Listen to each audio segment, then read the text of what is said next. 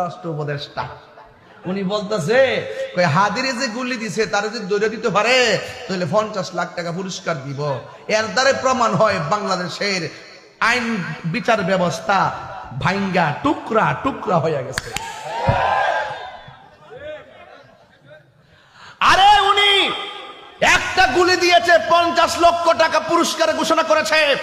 আমি দায়িত্বহীন ভাষায় তার বক্তব্যের দ্বিমত পোষণ করে বলতে চাই, আপনি একটা গুলি দিয়েছে, আপনি 50 লক্ষ টাকা পুরস্কারে ঘোষণা করেছেন, আর দিব্যি গাজীপুর মোবাইলে আমার মসজিদের ইমামকে রইসউদ্দিনকে প্রকাশ্যে মব ভায়োলেন্সের মাধ্যমে হত্যা করেছে, আর আসামিরা ঘুরে ঘুরে বেড়াচ্ছে। ওই দিন যদি রইসউদ্দিন হত্যাকারীকে বাইতুল মুকাররমের সামনে এসে ফাঁসি দেওয়া হতো তাইলে হাদির গায়ে গুলি দেওয়ার সাহস কেউ করতো না। কথা বলে